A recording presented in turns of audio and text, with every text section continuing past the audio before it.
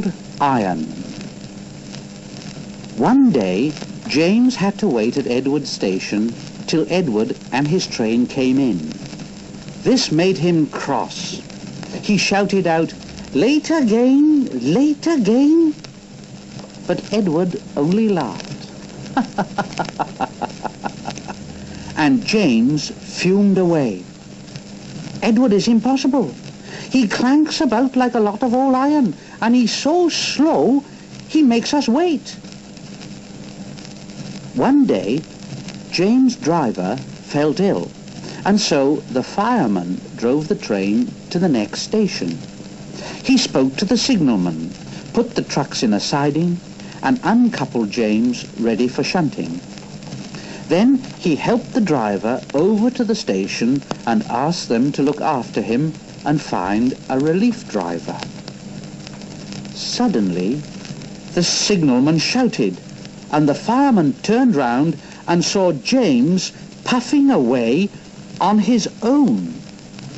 He ran as fast as he could, but he couldn't catch James, and soon came back to the signal box. The signalman was busy stopping all the trains. All traffic halted, up and down lines are clear for 30 miles, and the inspector's coming. The fireman mopped his face. What happened? What happened? The signalman said, "Well, I saw it all. Two boys climbed onto James's footplate. I shouted at them, and when James started, they tumbled off and ran like rabbits. Well, just let me catch them, that's all. Just let me catch them. I'll teach them to meddle with my engine." Then the telephone rang, and the signalman answered. "Yes, yes, he's here, yes, right. I'll tell him then. Yes, yes. The inspector's coming at once in Edward, and he wants a shunter's pole and a coil of wire rope." "What for?" "Well, search me, but you'd better get them quickly." The fireman was ready and waiting with the pole and rope when Edward and the inspector arrived. "Ah, good man. Come along, jump in. Off we go, Edward. We've got to catch him." Edward puffed off. "Don't worry, we'll catch him. Don't worry, we'll catch him. Don't worry, we'll catch him."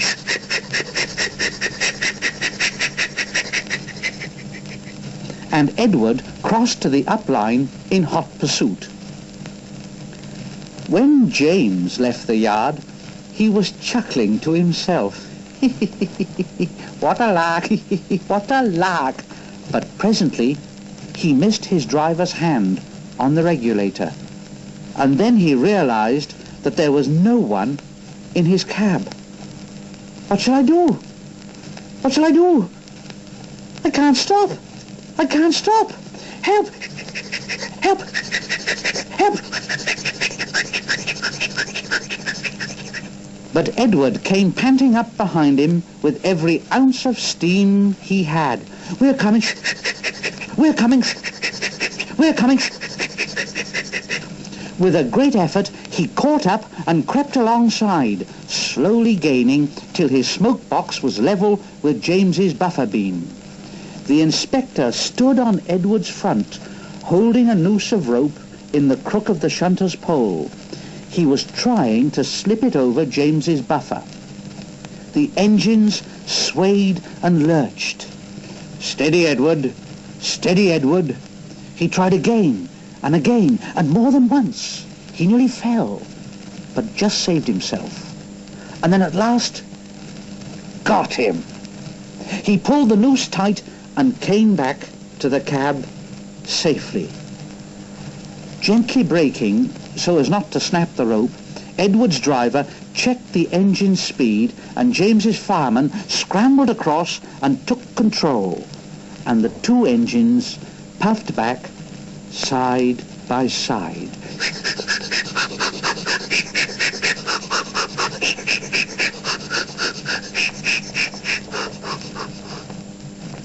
Edward was very pleased with himself.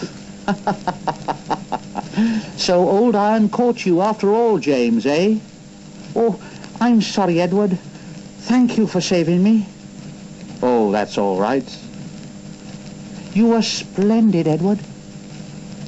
The Fat Controller was waiting, and thanking the men warmly, he said, "A fine piece of work. A fine piece of work." The two naughty boys were soon caught by the police, and their fathers walloped them soundly. They were also forbidden to watch trains till they could be trusted. James's driver soon got well in hospital and is now back at work. James missed him very much, but he missed Edward more, and you'll be glad to know that when Edward came home the other day, James and all the other engines gave him a tremendous welcome. The Fat Controller thinks he'll be deaf for weeks.